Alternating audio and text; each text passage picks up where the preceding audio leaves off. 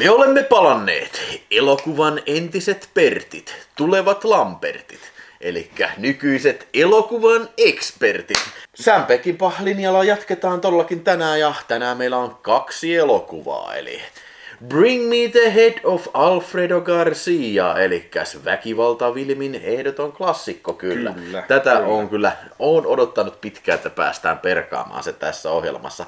Mutta ennen kuin mennään ihan siihen asti, niin ensimmäisenä elokuvanahan meillä toimii tosiaan tänään Balladi Cable Hoguesta, The Ballad of Cable Hogue. Joo, eli tää on leffa, minkä mä siis en ole koskaan aikaisemmin nähnyt, että mielenkiinnolla kyllä odotan tätä, että niin kun, tämähän on vähän ehkä semmoinen Peckinpah unohdettu vilmi. Silleen osittain joo, tästä niin kun asiantuntijat puhuu tosi usein loppujen lopuksi vähän niin kuin nimenomaan tämmöisenä unohdettuna Peckinpahina, mutta sitten tosiaan se, että kun puhutaan stereotypisesti näistä Pekkon tunnetummista elokuvista, että hurjat joukot, olkikoirat, rautaristit ja muut vastaavat, niin jostain kumman syystä tämä jää yleensä mainitsematta sitten niiden kaanonista. Vähän samalla tavalla kuin joku viheltävät luodit, että kun mennään tuonne historioitsijoiden ja muiden vastaavien puheille, niin tämähän nousee hyvin usein sinne kärkikastiin ja niin edes poispäin, mutta katsotaan. Joo, se on kyllä kovaa puhetta, nimittäin Pekko on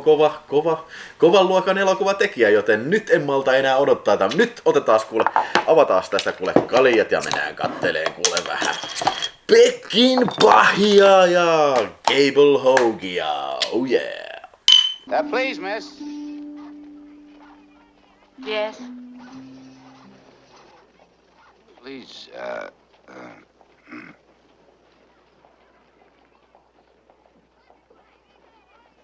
Well, hell, could you tell me where the land office is?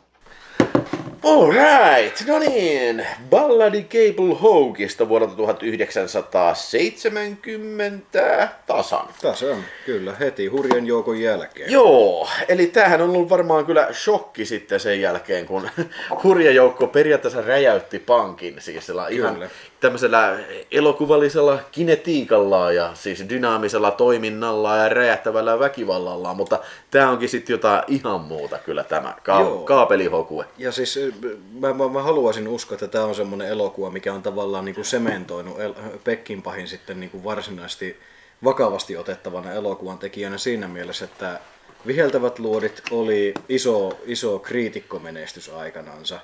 Majori Dundee oli iso spektaakkelinomainen tapaus kaikin mahdollisin puolin. Hurja joukko oli semmoinen, mikä räjäytti pankin.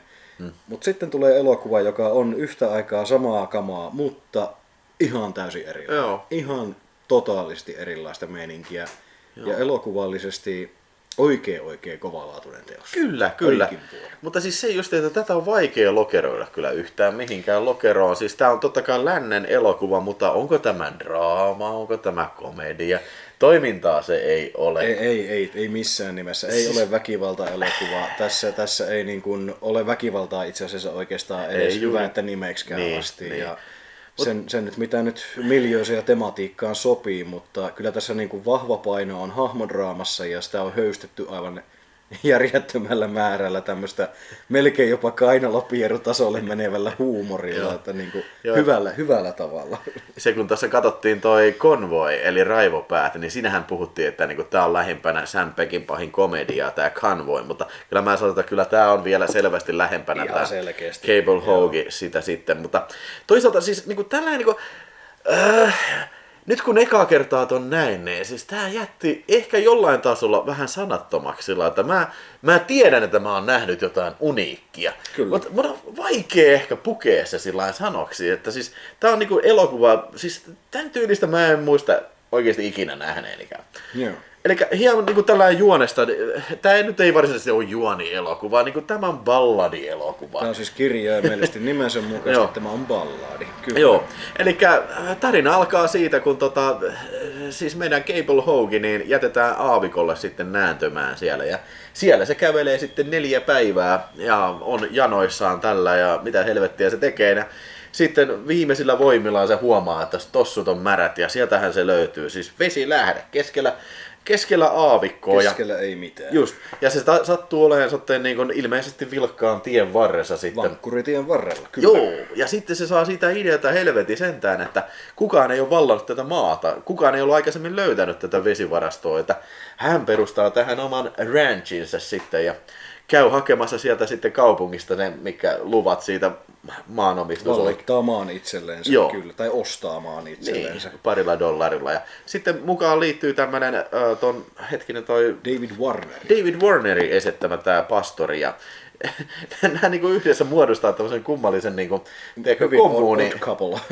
Hyvin odd couple ja kommuni ja siitä alkaa vähän niinku tämmöinen pieni kylä alkaa rakentua tällainen. Tämmöinen niin kuin vanhan maailman huoltoasema silleen se, että tosiaan lähimpiin kaupunkeihin on suuntaansa se mitä 50 kilometriä, että keskellä... Se on 30 kiloa. En nyt muista, mutta kuitenkin.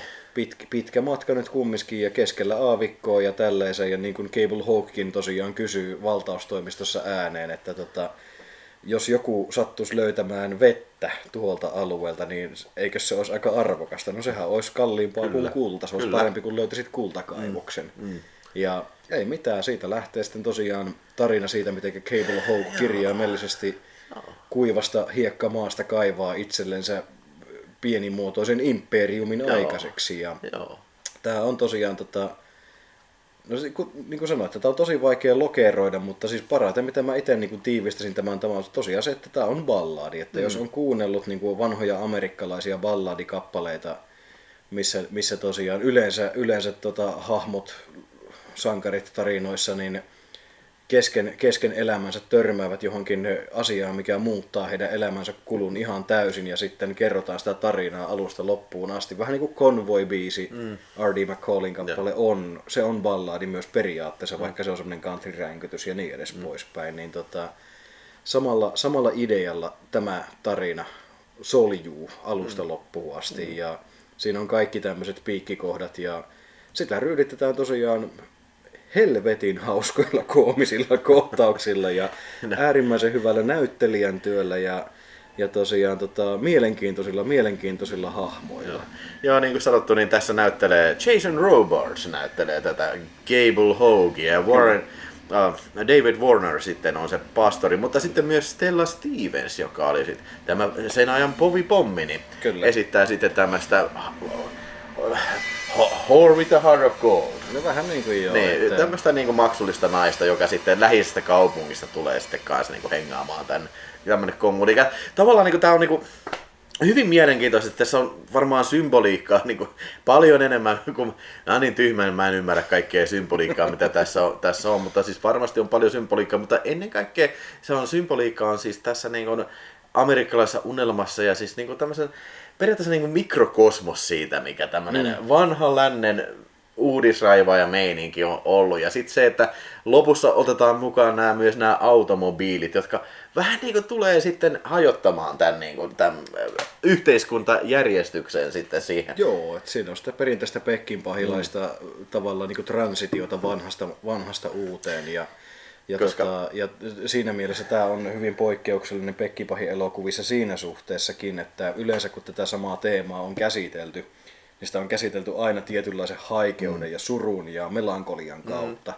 Tässä se, että kun tosiaan Cable Hawke näkee ensimmäistä kertaa kärryn, joka kulkee ilman hevosia, niin se hetken aikaa miettii, että mikä vittu toi on. Ja sen jälkeen tulee vaan siihen tulokseen, että ihan sama, mutta se on varmaan seuraava omistaja-ongelma. Niin. Että se ei ole semmoinen niin kuin kirveskaivoon juttu, vaan se on pikemminkin semmoinen, että maailma kehittyy, antaa sen kehittyä. Ja kyllähän sitten tämä auto, siis ilman hevosia kulkeva kärry sitten seuraa tämmöinen dramaattinen tapahtuma sitten tässä elokuvassa. Eli selkeä niin kuin, siis leikkaus siihen, että uusi maailma tulee jyrään tämän vanhan maailman. Mutta niin kuin, tämä ei ole surumielinen, vaan tämä on hirveän hilpeällä, vähän niin kuin semmoisella niin kuin hirtehisellä huumorilla ottaa vastaan tämän. Vähän niin kuin olisit vetänyt viskiä kavereiden kanssa koko illan ja sen jälkeen joku kaivaa akustisen kitaran esiin. Ja ootteko koskaan kuullut tarinaa siitä tyypistä ja soittaa biisi, soittaa balladin. Niin. Joo, siis tämä on jo hyvä tapa niin kuin luonnehtia kyllä tätä niin kuin hyvin mielenkiintoista leffaa ja niinku, siis vittu, en ollut aikaisemmin nähnyt ja siis tää, ihan varmasti tää tulee katsottua kyllä toisen kerran. Se varmaan niinku avautuu vielä paljon paremmin ja siis kaunis elokuva kauttaaltaan. Äärimmäisen kaunis. Joo. Ja paitsi että tässä oli hyvät nämä näyttelijät, niin sitten meillä on vielä erittäin vahva niin tämä sivukästi. Elgu Jones on siinä, Slim Pickens on siinä. Joo, ja sitten tosiaan Strother Martin, niin. L.Q. Jones ja Strother Martin näyttelee periaatteessa samanlaisia törkypetterikavereita, mitä ne näytteli Hurjassa joukossa. Joo, kyllä. Niin muuten onkin joo. Hyvin lähellä sitä samaa. Ja se dynamiikka, mikä näillä näyttelijöillä on keskenään, se on aivan käsittämättömän hyvä. Ja mua kiinnostaa ottaa kyllä ehdottomasti selvää, että minkä takia Jason Robards ei tehnyt toistamiseen Peckinpahin kanssa töitä. Että syitä on varmasti monia ja Peckinpah ei ollut mikään maailman helpoin ihminen ilmeisesti niin kuin työskentelykaverina, mutta mitenkä niin hyvin Robards sopii tähän elokuvaan ja tuohon tarinaan kyllä. Ja ohjaukseen ja kaikkeen. Niin... Siis tämä mies on jotenkin semmoinen kävelevä semmoinen karismapesä oikein. Ja siis niinku justiin kaikki tämä äänen, siis semmoinen tietty rauhallisuus ja siis semmoinen miten se puhuu. Ja siinä sanoinkin sulla kun katsottiin, että niinku, tämä olisi kyllä niin hyvä kuin tämä Cable Hawkins prequeli tuolle Huuliharppu Kostaille. Että näytetään miten, tietysti jos et ole nähnyt Huuliharppu Kostaa, mutta siinä myös näyttelee Jason Robards ja se on aika samankaltainen hahmo siinä. Hyvin samankaltainen. Niin. Toki siinä on huomattavasti väkivaltaisempi ja synkempi hahmo. Mutta kato, se on siinä niin muuttunut, se on kyynistynyt. Mutta ehkä tämä nyt ei ole. Ehkä tämä ei kuitenkaan. Muutama vuosi sen jälkeen ja kaikkea. Mutta ja siis missä mä tykkään itse tuossa Robardsin roolisuorituksessa on se, että Robards on ylipäätään näyttelijänä semmoinen, että se pystyy yhdellä kulmakarvan liikkeellä tekemään niin paljon lähikuvassa ja se käyttää sitä elementtiään tosi paljon hyväksi tässä elokuvassa. Kun se siinä alussa vaeltaa siellä aavikossa Jumalan koettelemana niin sanotusti ja rukoilee. Muutaman kerran rukoilee, sinne vähän niin kuin vihjailee, ei suoraan anele, vaan muutaman kerran vihjailee. Vittisikö auttaa vähän? Nyt on menty päivä ilman vettä. Kyllä mä vielä kestän, mutta ei mua haittaisi, jos tulisi vettä, sitten vilkaisee vähän kulmiensa alta taivaasiin. Ai mitään, ei tapahdu, no jatketaan eteenpäin, sitten pikainen, eikä vielä, ei vieläkään. Onkohan tossakin joku raamatullinen merkitys, se on nimenomaan 4 päivää vaeltaa siinä. Todennäköisesti, että mulla on tälle raamatun lukemisesta on semmoinen niin kuin rontti yli 20 vuotta aikaa, mutta en ole ikinä tätä bestselleriä. En syytä, mutta eikä aina mikä tulee mieleen on lähinnä niin kuin Kristuksen koettelemukset aavikolla ja nekin kesti 40 päivää, 40 yötä, bla bla bla, mutta ei se oikein suoraan kaikki ne koettelemukset niin kuin viittaa tuohon, mutta siis hienosti rakennettu elokuva siis sinäkin mielessä justiin tämä, että miten tämä Cable Hawk syntyy, niin kuten sanottu, se on balladi, niin periaatteessa se ei se tarvi backstorya tää mies. Eikä me saa koskaan tietää ei saada tietää ja tällainen niinku, siis se kuuluu mun mielestä asiaan, että se tulee aavikolta ja sitten tulee tää tarina. Sitten tulee se juonenkäänne, mikä käynnistää tarinan ja se riittää. Ei niinku niin esimerkiksi tänä päivänä ja aikana, kun joka ikiselle tunnetulle franchiselle ja elokuvalle pitää vääntää väkipakolla joku prequeli tai muu vastaava. Ei minua kiinnosta. Siis hyvänen aika, se tarina itsessään on jo paljon mielenkiintoista. Joo, ilman muuta. Ballad of Cable Hawk vaatisi kyllä prequelin. Meidän pitää tietää, kuka tämä prequel, kuka tämä Cable Hawk, mitä ne teki yhdessä siellä aavikolla. Meidän pitää tietää, se on ilman muuta. Mutta ei varmasti ole tulossa, koska siis tämähän oli hirveä floppi aikanaan. Ja siis niin kuin sanottu, niin hyvin vähän tunnettu elokuva, jopa Peckinpah asiantuntijoiden keskuudessa. Ja siis tavallaan kyllä mä näen syyn miksi, koska siis tää on vaikea kategorisoida ja siis vaikea niin kuin, sillä helposti selittää, minkälainen elokuva tää on. Että siinä mielessä se varmaan on se syy, minkä takia tästä ei puhuta. Ja siis Peckinpah itse on sanonut siis niin kuin jossain haastattelussa, että silloin kun hän tekee niin väkivaltaisen elokuvan, mulle valitetaan siitä, että tää on liian väkivaltainen, tää on liian verinen. Ja sitten kun hän tekee elokuvan, missä ei väkivaltaa ollenkaan, niin kukaan ei tule katsoa sitä. Ja niin valitettavasti kävi tälle, mutta niin kuin, siis ehdottomasti tässä on kyllä tämmönen helmi, joka kannattaa löytää kyllä. On, ja siis jos meinaat katsella, niin siis katsele se ajatuksella. Ja ajan kanssa ja silleen niin kuin ihan istu perselle ja keskity. Se on vain 2 tuntia, mutta se on 2 äärimmäisen laadukasta tuntia. Joo, kyllä. Ja ilman muuta tulee uudestaan katsoa. Mä en oikein, siis mä en haluaisi antaa arvosanaa. Mutta meillä nyt on kuitenkin tähän mennessä ollut arvosana. Mutta siis mä en haluaisi antaa tässä vaiheessa arvosanaa. Mä tiedän, että tämä vaatii vähän pureskeltavaa. Ja siis niin kun, jos me tehtäisiin tämä niin päivä myöhemmin, mä varmaan olisin siis sillä niin kuin sementoitunut asian niin, suhteen enemmän. Mutta nyt jos se pitää nyt antaa, niin kyllä, siis ilman muuta 4 tähteä kyllä. Hands fucking down. Niin. Kyllä, siis mä olen painunut tässä ennen kuvaamista, niin painunut se, että onko se 4 vai 4,5. Kyllä mä sen 4 annan ihan sillä nimenomaan, että se on ehkä helpommin lähestyttävä, että en ylimyy tätä elokuvaa niinkin sanotusti, niin. Että tämä voisi helposti olla 4,5 tähden, mutta 4 se on turvallinen. Mennään sillä. Se on Niin, lyhyestä virsi kaunis, hyvänen aika, kahtokaa, niin. Vitu hyvä elokuva. Tän oikeastaan sanotaan, se on 1 tähti. Sitten niin kun kaikki katsoo, no kai sekin pitää katsoa, kun nämä jätkät haukkuu sitä vitusta. Niin sitten kun katsoo, helvettiä. Ei mitään. Mä oon samaa mieltä kanssa, että kannattaa tutustua ilman muuta, mutta älä odota mitään peruspekkinpahia tai peruspekkinpahia, niin kuin voisiko olla enemmän niin kuin, tiedätkö, understatement. No niin. Ei, mutta tarkoitan siis semmoista, että niin kuin, tämä ei ole väkivaltaoopperaa. Niin, ei todellakaan. Tämä on oikeasti vaan todella vitun laadukas elokuva. Kyllä.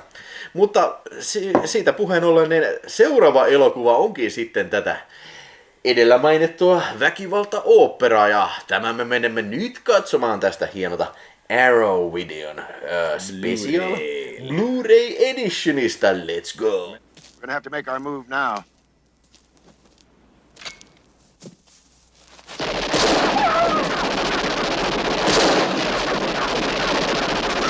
No niin, ja sitten oli katsottu seuraavaksi tämä elokuva, tämä pieni elokuva, Tuokaa Alfredo Garcian pää, eli filmi vuodelta 1974. Bring me the head of Alfredo Garcia. Meksiko-meininki, Meksikokalja ja todellakin Meksiko-leffa. Tässä elokuvassa Warren Oates näyttelee Bennytä, joka on tämmöinen baarimuusikko sitten ja soittelee pianoa. Ja eräänä päivänä sitten sinne saapuu pari äijää ja sanoo, että me etsitään Alfredo Garcia. Ja sitten Benny nokkelan kaverina kun on, niin tietää, että hän pystyy varmasti löytämään tämän sällin. Ja siitähän on muhkea palkkio luvassa, $10,000 sitten. Kyllä. Mä vähän nyt ehkä niin kuin vedän mutkia suoriksi tässä. Pieni oikaisu, mutta joo. Mutta kuitenkin, siitähän käy sitten ilmi niin, että tämä Alfredo Garcia on kuollut aikaa sitten auto-onnettomuudessa. Niin, ja siis hassupuolihan tässä on se, että nämä kaikki tosiaan, miksi Alfredoa etsitään, on se, että ison meksikolaisen gangsteripomo on tosiaan tytär on raskaana Alfredolle, ja se on iso kunniakysymys. Joo.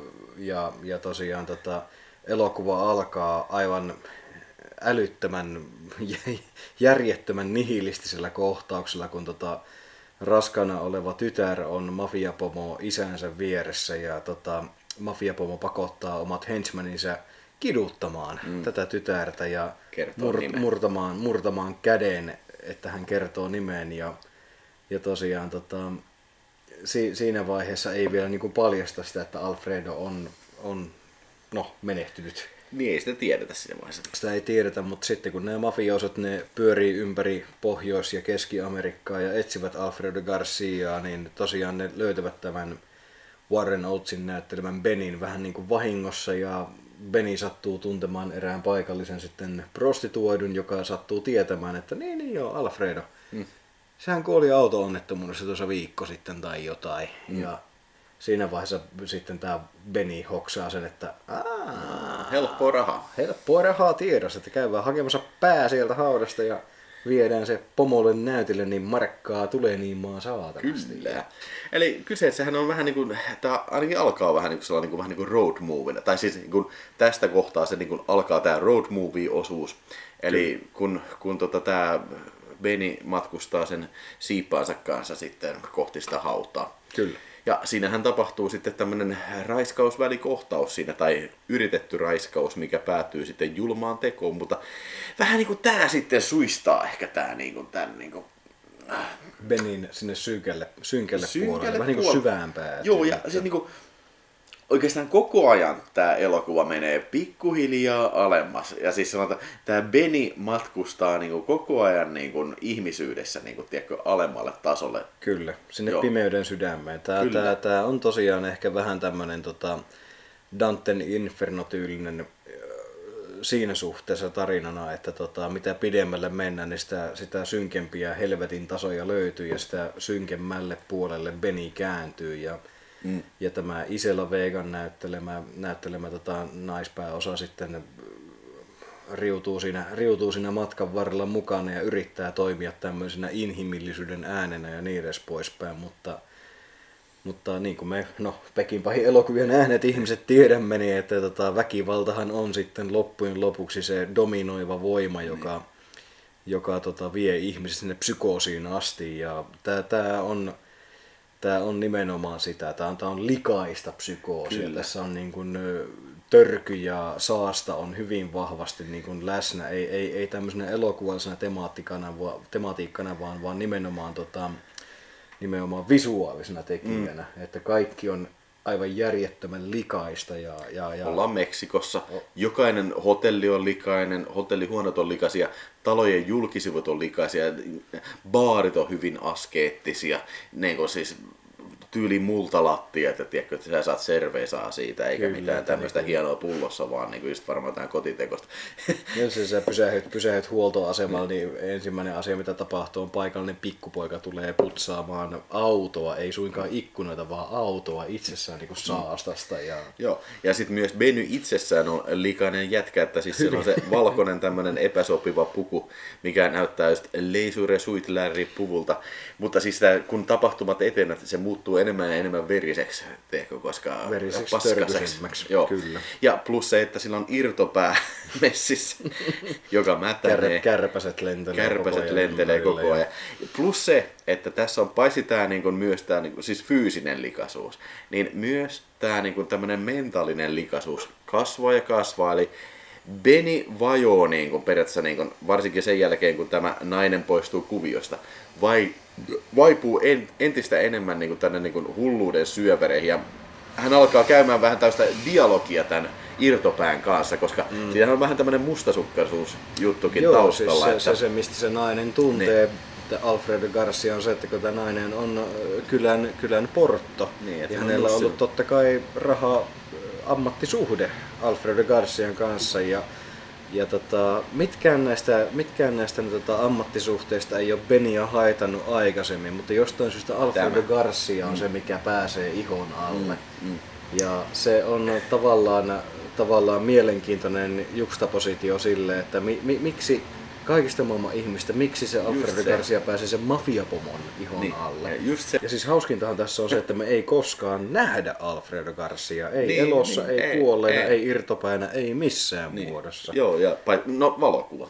Ainoa valokuva nähdään. Että se on semmoinen tietynlainen, Alfredo Garcia tulee semmoinen tietynlainen myyttinen mustasukkaisuuden niin kuin ruumiillistuma siinä suhteessa tämän elokuvan myötä. Ja sitä käsitellään se koko 2 tuntia, mitä tämä riepottelua kestää, ja hitto viekö. Se siis on aikamoinen raidi. Siis tää on todella helvetinmoinen raidi. Tää on tää on tosi väkivaltainen elokuva, ja siis tää on ennen kaikkea nihilistinen elokuva.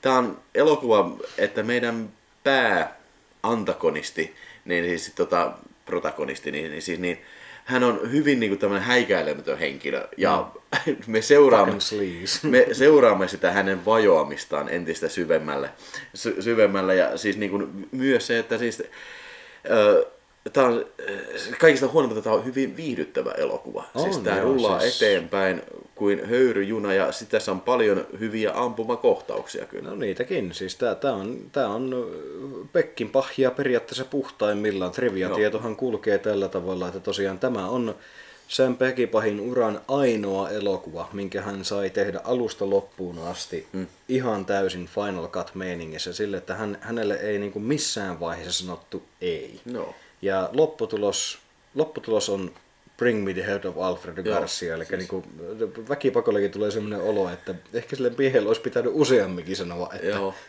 ei sanota ei. Joo, siis kyllä tämä on niin kuin, siis mun mielestä ilman muuta Peckinpahin parhaimmistoa. Ehdottomasti.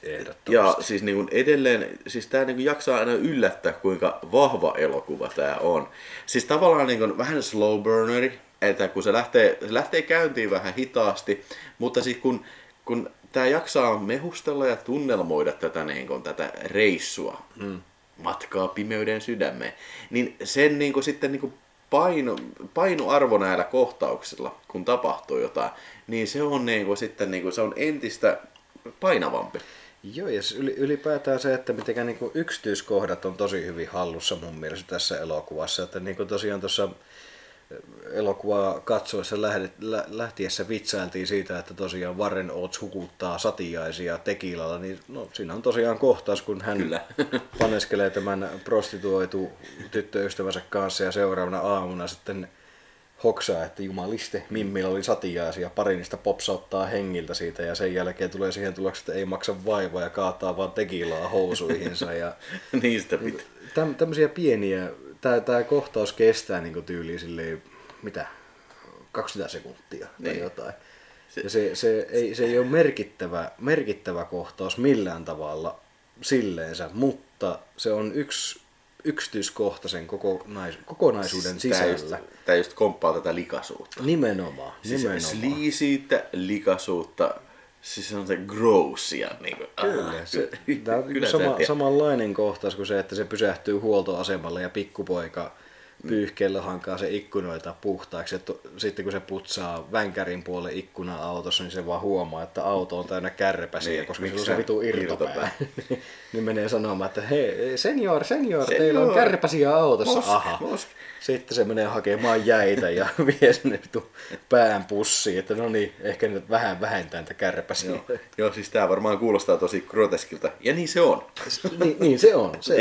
Ei tässä ole vaikka niinku siis tässä ei niinku graafisesti mässäillä mitenkään. Mutta siis ajatustasolla tämä elokuva, nimenomaan tämä pelaa niinku hyvin tämmöistä psykologista peliä kyllä koko ajan. Se luo mielikuvia, se nimenomaan maalaa kokonaisuutta. Ja siis periaatteessa kun se on niin hyvin tehty, niin joka kerta kun joku katsoo sen säkkiin, niin sä periaatteessa päässäs näet se, että se on, tiedätkö, se on nasty fucking head. Niin. Just näin.